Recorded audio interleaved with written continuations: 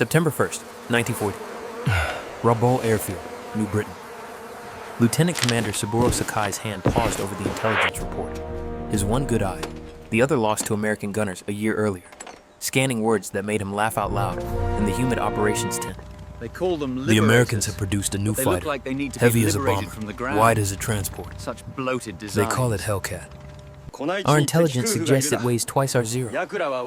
Another American failure of design. Through the tent flaps, he could see his squadron's A6Ms were lined up on the pierced steel planking.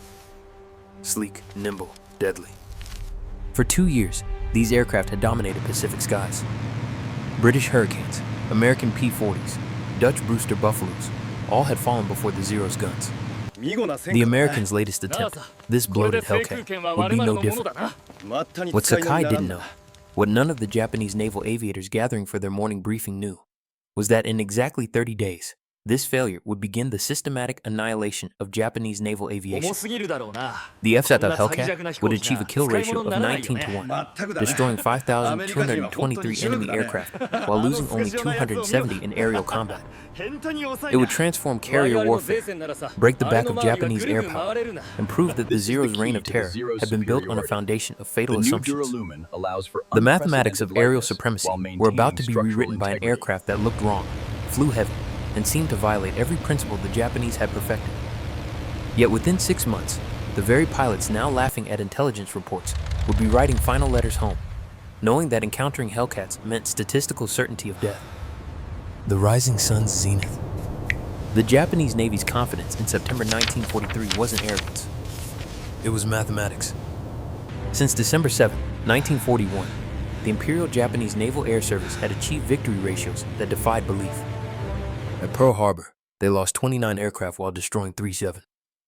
In the Philippines, 7 losses against 103 destroyed. Over Darwin, 2 losses versus 30. The British Far East Fleet's air arm annihilated. The Dutch East Indies Air Force eliminated in days. At the center of this dominance flew the Mitsubishi A6M, an aircraft that had rewritten the rules of fighter design. When captured examples were tested by American engineers in 1942, they initially refused to believe the performance figures. A fighter with the range of a bomber, the maneuverability of a biplane, and the firepower to destroy anything it caught. It seemed impossible. Warrant Officer Hiroyoshi Nishizawa, who would become Japan's ace of aces with 87 confirmed kills, described the Zero in his recovered diary. Flying the Zero is like wearing wings. The aircraft responds to thought, not just control input. American planes fly like trucks. Powerful but clumsy. They build fighters like they build cars. Heavy, overbuilt, wasteful. The Zero achieved its miraculous performance through revolutionary design philosophy. Extra Super Duralumine, a classified aluminum alloy, created a structure 30% lighter than comparable American designs. No armor plate protected the pilot. No self-sealing fuel tanks added weight. Even the radio was often removed to save 30. Every ounce sacrificed for performance. The intelligence dismissal. The first reports of the F6F Hellcat reached Japanese intelligence through neutral Swedish sources in early 1943. The specifications seemed like propaganda, or perhaps deliberate misinformation. The aircraft weighed 12,186 of loaded. The Zero weighed 5,800.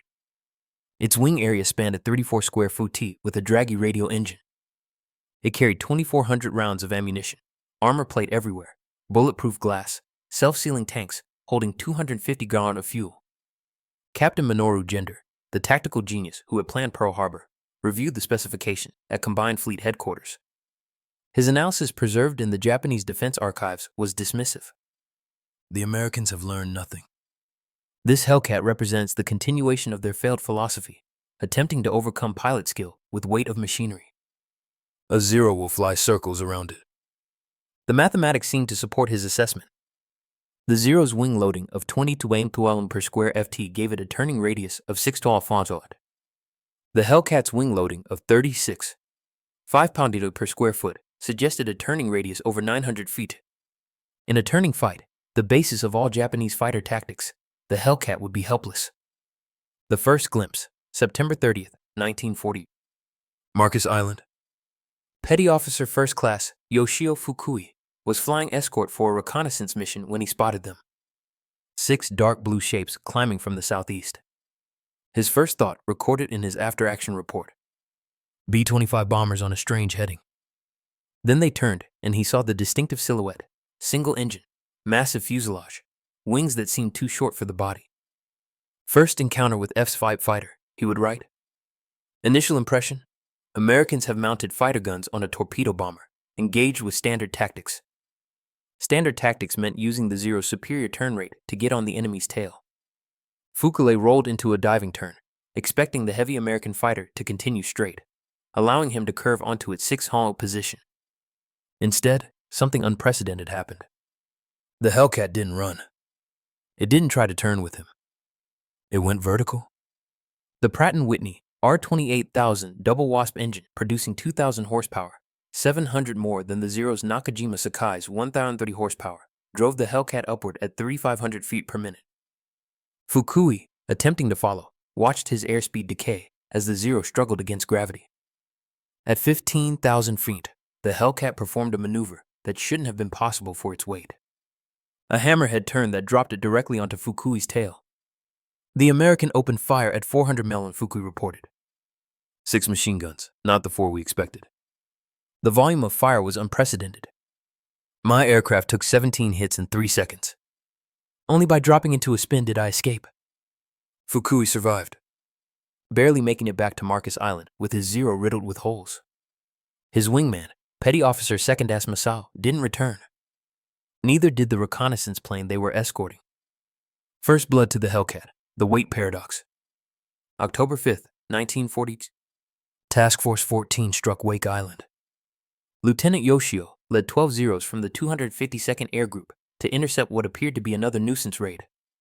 American carriers had been launching these hit-and-run attacks for months, usually fleeing before Japanese fighters could fully engage. This time would be different. We climbed to 20,000 feet, Shiga recorded in his diary. Below us, 12 F6F fighters in 3 divisions. We held every advantage. Altitude, position, surprise. Victory was certain.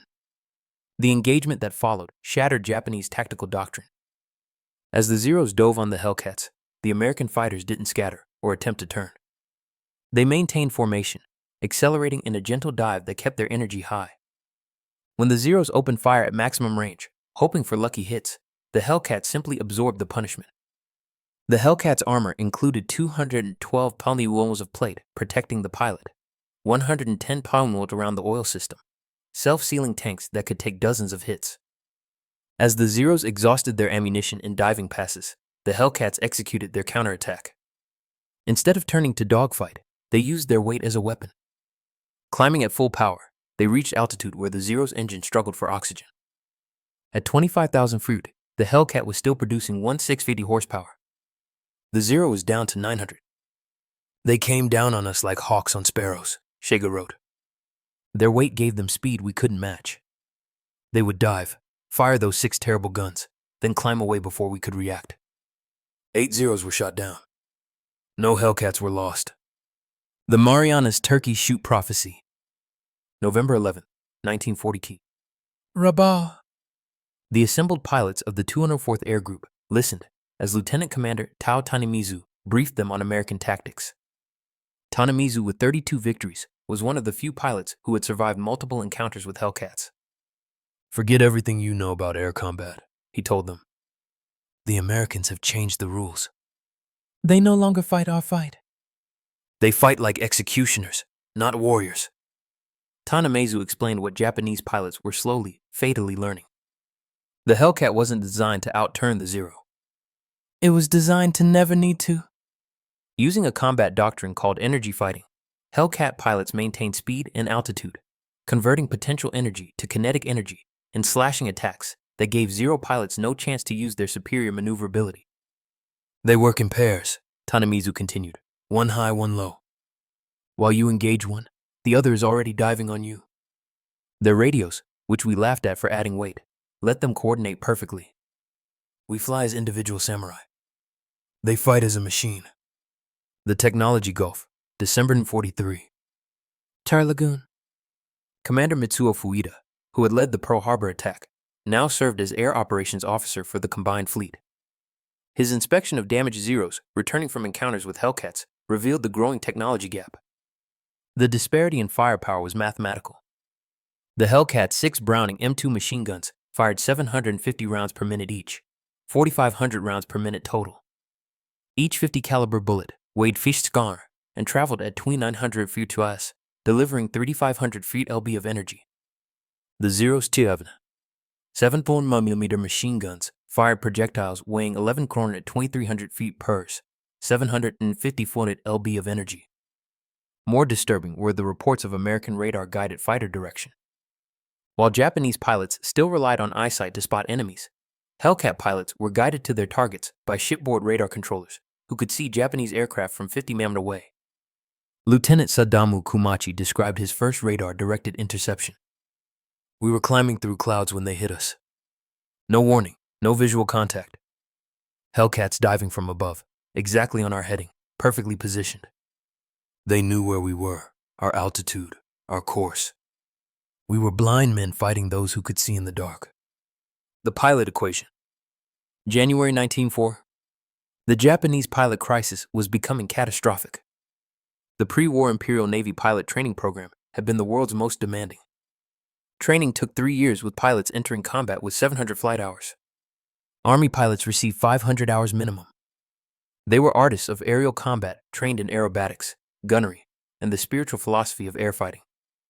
By early 1944, Japanese naval pilots were entering combat with 300 hours of flight time, Army pilots with 200. Fuel shortages meant most training was done in gliders. Gunnery practice was limited to 50 rounds per pilot. Formation flying, instrument flight, radio procedures, all eliminated to rush pilots to the front. Meanwhile, American pilots were arriving with 300 hours minimum, including 50 hours in type. They had fired thousands of practice rounds, practiced carrier landings until they were automatic, learned energy tactics and safety over Texas airfields. Lieutenant Commander Yoshihiro Hashimoto, training officer at Kasumigara Naval Air Station, wrote in his final report, "We are sending children to fight professionals." Yesterday, Ensign Yamamoto arrived at the front. He had never fired his guns in flight. "We have no ammunition for practice." He had never flown at night. "We have no fuel for such training." He lasted 7 minutes in his first combat. The Formosa Revelation, October 12th to 16th, 44. The Battle of Formosa. Vice Admiral Shigeru Fukuoka, commander of the 2nd Air Fleet, committed everything to stop the American carrier raids on Formosa. Over 700 aircraft, including the last trained pilots from the homeland training squadrons. The Japanese claimed spectacular victory. 26 carriers and battleships sunk. 300 aircraft destroyed. The reality discovered only after pilots returned and gun camera footage was developed was catastrophic. Actual American losses, 89 aircraft. Japanese losses, 39 aircraft and almost every experienced pilot. Lieutenant Sadaki Akamatsu, one of the few surviving veterans, described the slaughter in his memoirs. The Hellcats were waiting at every altitude. As we climbed, they were above us.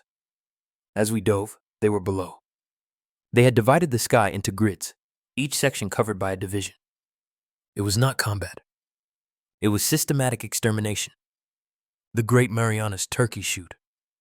June 19th, 1904. The Philippine Sea.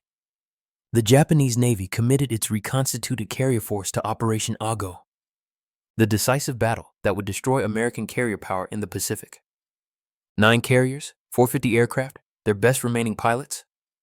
Against them, Task Force V8 with 15 carriers and 956 aircraft, 450 of them S6F Hellcats. Admiral Jibaro Ozawa launched his strikes in 4 waves, confident that Japanese pilot skill and the Zero's range advantage would prevail. The first wave of 69. Aircraft launched at 0830. American radar detected them at 150 meters. Hellcats were vetoed for interception with perfect positioning. Altitude advantage, sun at their backs, approaching from the Japanese blind spots. Lieutenant Zenji Arbe, leading the fighter escort, saw the Hellcats minutes before engagement. They were stacked from 20,000 to 30,000 feet, at least 60 of them, waiting like a steel curtain. We were at 18,000 for 2. Every advantage was theirs. The engagement lasted 12 minutes. Of 69 Japanese aircraft, 42 were shot down. Commander David McCampbell, Siege of Air Group 15, shot down 7 aircraft in that single day. His wingman, Lieutenant Roy Rushing, got 6. The Zeros tried to turn with us, McCampbell reported. We simply refused. We'd make a high side run, shoot one down, zoom climb back to altitude. They'd try to follow, stall out, and another Hellcat would pick them off. By day's end, the Japanese had lost 36 carrier aircraft, plus 50 land-based aircraft. American losses: 30 aircraft from all causes. American pilots in their ready rooms that evening coined the term turkey shoot. The enemy aircraft had been as helpless as game birds. The Leyte Gulf record. October 24th, 1912. Oh. The Battle of Leyte Gulf. Commander David McCampbell would set his single mission record during this battle. Leading 7 Hellcats from Essex, he intercepted a force of 60 Japanese aircraft heading for the American fleet. In the ensuing 90-minute battle, McCampbell shot down 9 aircraft, 5 Zeros and 4 bombers, while his wingman, Roy Rushing, destroyed 6 more. I ran out of ammunition after the 9th kill, McCampbell recorded. The Hellcat performed flawlessly throughout. Not a single hit on my aircraft despite being outnumbered 8-1. This engagement demonstrated the complete reversal of air superiority. 7 Hellcats had routed 60 Japanese aircraft, destroying 15 without loss. McCampbell's 2 ace-in-a-day performances, 7 kills on June 19th and 9 on October 24th, earned him the Medal of Honor and Navy Cross. The psychological collapse. The aftermath of the Philippine Sea and Leyte Gulf battles produced what Japanese military psychologists later termed Hellcat psychosis among surviving pilots. Admiral Ozawa, in his after-action report, wrote, "The enemy's radar-guided fighter direction achieved something we thought impossible: the industrialization of air combat." Each Hellcat was not an individual fighter, but a component in a vast machine. Our pilots, no matter how skilled, were engaging not planes but a system. The pilot shortage became so acute that by early 1945, training was reduced to 40 to 50 hours for Navy pilots, 60 to 70 hours for Army pilots. Kamikaze pilots received only 40 to 50 hours total, approximately 7 days of training. The Okinawa Apocalypse, April to June 45. Operation Iceberg. The Japanese launched 1,900 kamikaze sorties against the American fleet off Okinawa. The Hellcat became not just a fighter, but a defender against the desperation of suicide attacks. Lieutenant Eugene Valencia, leading his Flying Circus division of Hellcats, shot down 23 Japanese aircraft during the campaign. His tactical innovations, using divisions of 4 aircraft in coordinated attacks, made traditional Japanese tactics suicidal. "We developed what we called the mowing machine," Valencia explained. 4 Hellcats in line abreast, separated by 100 yards, would sweep through Japanese formations at high speed.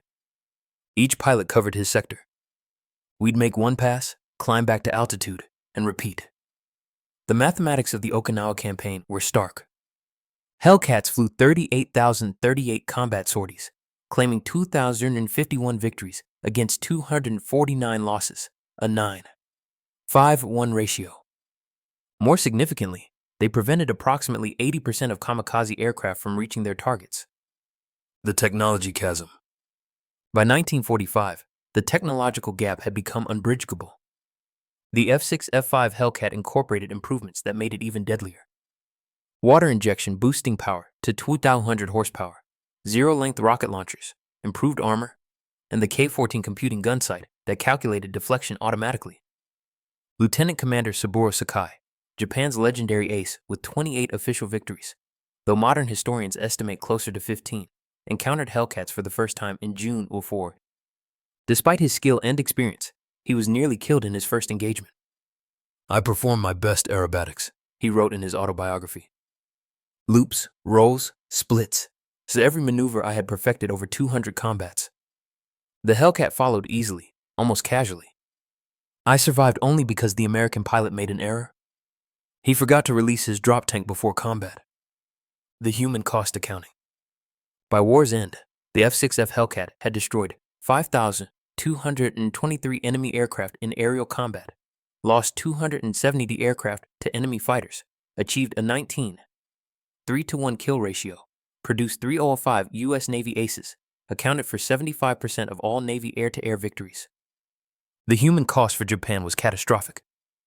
Of the 18,000 naval aviators who had started the war, fewer than 100 combat experienced pilots remained by August 1945. The kamikaze equation. The transformation of Japanese naval aviation from an elite force to kamikaze operations represented the ultimate admission of the Hellcat superiority. Unable to compete conventionally, Japan turned its pilots into guided missiles. Vice Admiral Takejiro Onishi, father of the kamikaze program, justified it with stark mathematics. If a Zero attacks a carrier conventionally, probability of success is near zero. The Hellcats will destroy it. If the Zero becomes a bomb, probability of hitting increases to 30%. The pilot dies either way. At least as a kamikaze, his death has meaning. On October 25, 1944, Hiroyoshi Nishizawa escorted the first official kamikaze mission, led by Lieutenant Yukio Seki, claiming his 86th and 87th victories, 2 F6F Hellcats in the process. The next day, October 26, 1944, Nishizawa died as a passenger aboard a transport shot down by Hellcats from VF-14. Japan's greatest ace, helpless without a fighter, fell to the very aircraft he had briefly bested. The final testimony. August 15, 1945. Emperor Hirohito's surrender broadcast.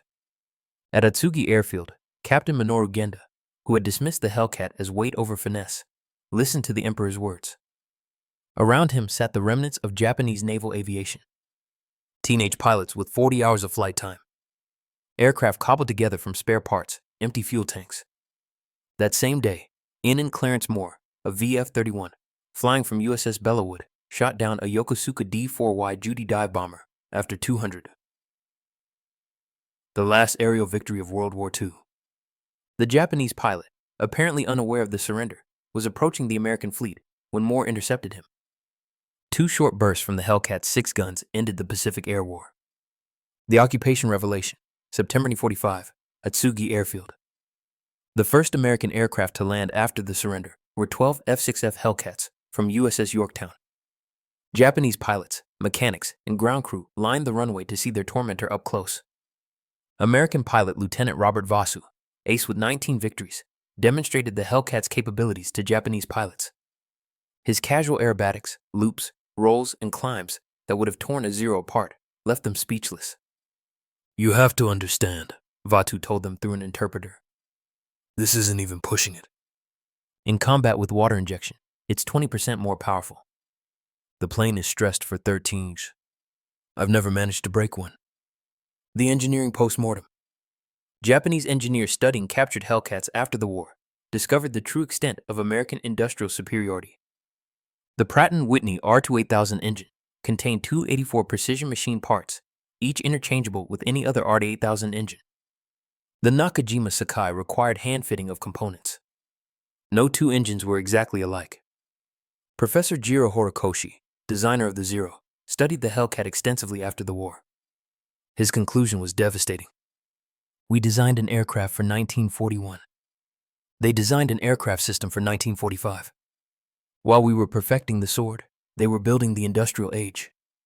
The production miracle. Grumman's production of the Hellcat itself became a weapon. The Bethpage, New York factory operated 24 hours a day, 7 days a week. At peak production, a new Hellcat rolled off the assembly line every 60 minutes. The company produced 12,275 Hellcats in 30 months, a feat the Japanese couldn't comprehend. In 1904, Japan produced 5,100 fighters of all types. America produced 35,000 fighters that year alone. The production system included innovations that seemed impossible to Japanese observers. Workers using color-coded instructions to assemble complex components. Ships operating around the clock. Quality maintaining despite speed. The strategic revolution. The Hellcat didn't just win battles. It revolutionized naval warfare.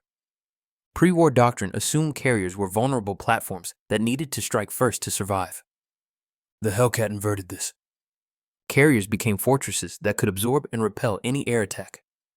Admiral Mark Mitcher, commander of Task Force 58, understood this transformation. With the Hellcat, we don't need to find them first. Let them come. The F6F will destroy them at our convenience. This confidence allowed unprecedented offensive operations. American carriers could park off enemy coastlines for weeks, their Hellcat umbrellas making them essentially invulnerable to air attack. The cultural collision. Beyond technology, the Hellcat represented a cultural philosophy that invalidated Japanese military doctrine. The samurai tradition emphasized individual excellence, spiritual strength, and acceptance of death. The Hellcat embodied systematic efficiency, material superiority, and preservation of life. This philosophical gulf meant Japanese pilots couldn't adapt to Hellcat tactics even when they understood them. The concept of refusing combat when disadvantaged, fundamental to Hellcat doctrine, was literally unthinkable to Japanese pilots trained in Bushido. The judgment of history. In 1962, the United States Navy held a symposium on Pacific War aviation. American and Japanese veterans gathered to discuss the conflict with historical perspective. Captain David McCampbell, the Navy's ace of aces with 34 victories, stated simply, "The Hellcat won the Pacific Air War. Period. It destroyed Japanese aviation and made our victory inevitable." Commander Saburo Sakai responded, "The Zero was a superior fighter. The Hellcat was a superior weapon system. We never understood the difference until too late. We brought swords to a gunfight and wondered why we lost." The ultimate reckoning. The Hellcat's dominance can be reduced to simple mathematics that tell a profound story. Kill ratio 19:1 overall, 13:1 specifically against Zeros. Hellcats produced 22 SPAVs in 30 months. Zeros produced 1943 to 1945. Approximately 6,000 American pilots trained on Hellcats, over 5,000. Japanese pilots remaining by August 1945, fewer than 100 combat capable. Admiral Jizaburo Ozawa, who had commanded the Japanese fleet at Philippine Sea, provided perhaps the most honest assessment. "We laughed at the Hellcat because we didn't understand it represented not just an aircraft, but an entire civilization's approach to war. By the time we stopped laughing, our air forces had ceased to exist." The last word. Lieutenant Commander Saburo Sakai lived until 2000. In his final interview, he was asked about the Hellcat. His response captured the totality of its dominance. "The Zero made Japan a great naval power. The Hellcat made Japan realize it was never as great as it believed. We thought we were samurai. The Hellcat showed us we were just men with outdated weapons facing the future." Every Japanese pilot who survived the war survived because a Hellcat pilot chose to let them live. Demonstrated the effectiveness. That is the ultimate defeat, existing at your enemy's discretion. The F6F Hellcat entered service weighing twice what the Zero weighed. Carrying armor the Zero didn't have. Powered by an engine the Japanese couldn't build. Armed with weapons they couldn't match. Guided by radars they couldn't detect. Flown by pilots they couldn't equal in training. And produced in numbers they couldn't comprehend. Japanese pilots had laughed at it because they didn't understand that every extra pound represented not weakness, but the strength of an industrial democracy that could afford to protect its warriors. By the time they understood, their laughter had turned to last letters home, their mockery to kamikaze missions, their confidence to complete collapse.